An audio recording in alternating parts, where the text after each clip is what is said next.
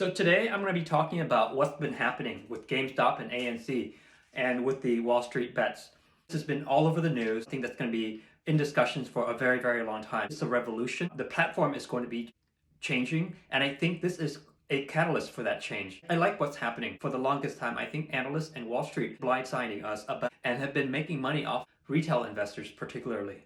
And I think a lot of people who are holding on to GameStop and AMC, they're not going to give it up. And so come Monday, the struggle between hedge fund managers and retail investors will continue. And I think what's going to come out of all of this for us retail investors is that because the hedge fund managers would have to cover their short calls.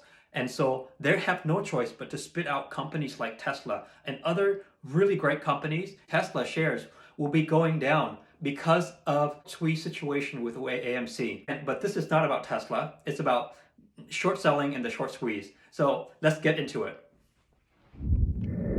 So what is short selling? This is when an investor borrows a stock, sells the stock, and then buys the stock back to return it to the lender. Short sellers are betting that the stock they sell will drop in price. So what happened with GameStop is that the hedge fund managers borrow the shares of GameStop, let's say at $10. They take the $10 and they sell it right away because they think it's going to go down. And so we all know hedge fund managers, they are the investors for the billionaires, for very, very rich people. So the moment that they sell a lot of shares of GameStop at $10, it's going to drive down the price. So when they massively sell, retail investors freak out and they panic sell. And once it's at a price like, say, for instance, I mentioned $5, then they're going to buy it back up. So once they start buying back up in bulk, it's going to go back up again. And everyone is going to jump in and buy back, perhaps back into $10 or $20. And then they'll sell and then return what they owe to the contract. Now, they do this on a big scale. That's how they get the big gains. And so for that reason, you see that Wall Street bets are pretty pissed off about all of this because they're being played. In this case, retail investors and the subreddit Wall Street bets banded together and say, you know what? We're not going to let you go this time. We're going to buy up the shares of AMC and GameStop to outrageous prices and snag up all the shares so that when they have to buy back in order to return the shares that they borrow from their contractors, they have to buy the crazy prices like $300 and $400. And they don't have enough cash laying around. They have no choice but to spit out companies that they've been duping us all this time with. Companies like Tesla, huge companies that has huge gains that they've been telling us that it is overvalued all of this time. Otherwise, they're going to go bankrupt. And for that reason, I don't think that Wall Street bets are going to give this up. I think they're playing hedge fund managers.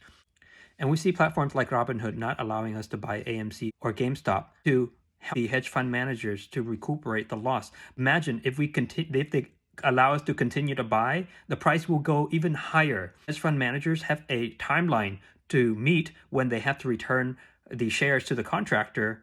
The price would just be so crazy. And so they're trying to repair the damage for the hedge fund managers. So when Vlad, president for Robinhood, said that he was trying to protect retail investors, I don't think so. I think he was trying to protect the hedge fund managers. Understand, all this time, retail investors have been taking massive loss, but I don't see anyone protecting us.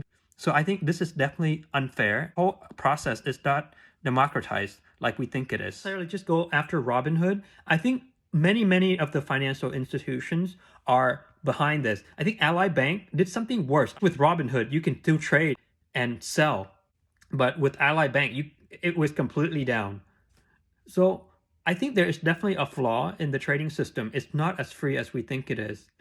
And so I hope that out of all of this emerges a platform that's where it doesn't allow market manipulation. Yes, I think that what Wall Street bets is doing perhaps is market manipulation, but they're doing the exact same thing hedge fund managers have been doing all along. This is not something that's new, but the moment that Wall Street bets, the people, retail investors are doing this, then it becomes a big story.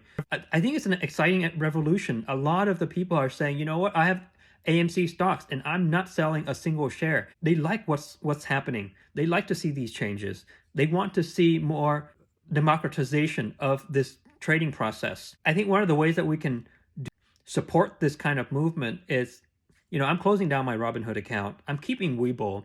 Robinhood definitely, they mention they are the platform for retail investors like us to trade partial shares and they're for the people and all this. But we all know they're with corporate. In fact, the Discord was with corporate as well. I think it's better to move our money to a platform where we're able to trade without any kind of filter. But I have to say, or investing is like the wild, wild west because of this crazy market manipulation from both sides.